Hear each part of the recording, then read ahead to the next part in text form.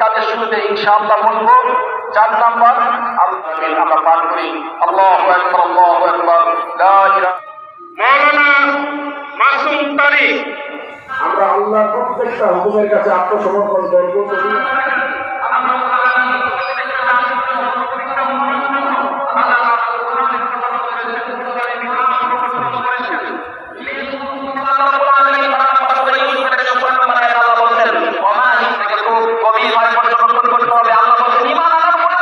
ونحشره يوم القيامة أعمى কাল কিয়ামতের ময়দানে তাদেরকে আমি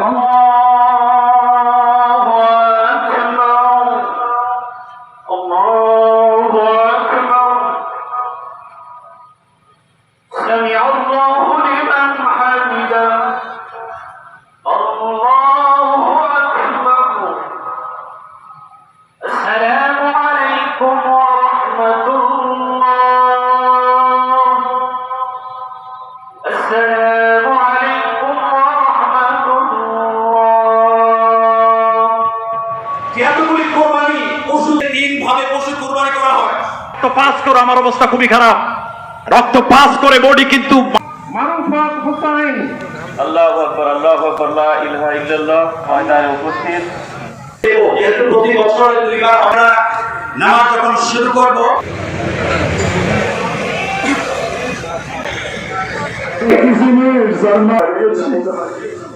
ফিলিস্তিনের মুসলমানদেরকে তুমি আর মঞ্জুর করে নাও। সম্মানিত খতিব সাহেবদের, সম্মানিত প্রশাসনের দায়িত্বরত সকল সদস্যবৃন্দকে এবং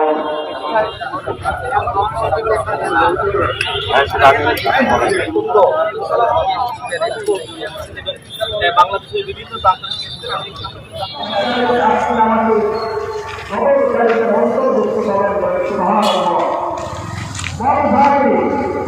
পবিত্র ঈদ উল আজহার নামাজ আমরা আদায় করেছি।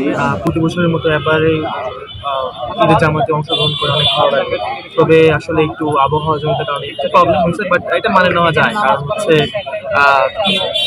বলে না, একটা আনন্দের সাথে সব কিছুরই একটা কষ্ট আছে, সেই কষ্টটা আসলে লাঘব হয়ে গেছে এত জনসমুদ্রের নামাজ। ঈদের নামাজ পড়ে আলহামদুলিল্লাহ অনেক ভালো লাগলো।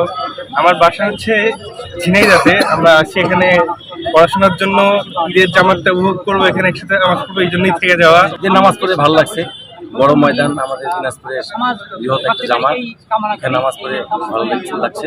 দিনাজপুরের এত বড় একটা মানে এশিয়ার বৃহত্তম ঈদগাহ ময়দানে নামাজ পড়তে পেরে নিজেকে অত্যন্ত আনন্দ বোধ করতেছি। আমরা প্রথমেই মহান রবের কাছে শুকরিয়া জ্ঞাপন করছি, যিনি আমাদেরকে আজকের এই ঈদ উল আজহার দিনে এত সুন্দর পরিবেশে সুষ্ঠুভাবে নামাজ আদায় করার মতো একটি পরিবেশ আমাদেরকে দিয়েছেন। এই জন্য রবের দরবারে শুকরিয়া আলহামদুলিল্লাহ। দ্বিতীয়ত, আজকের এই এশিয়া মহাদেশের অন্যতম একটি বড় মাঠ দিনাজপুর গড়ের শহীদ ময়দান। এখানে অনেক দূর দূরান্ত থেকে মুসল্লিরা নামাজ পড়তে আসে, দেশের বিভিন্ন জেলা থেকে আসে। আমরা এখানে বক্তব্যের মাধ্যমে অনেক মেসেজ দেশ এবং জাতিকে মুসল্লিদেরকে দেবার চেষ্টা করেছি।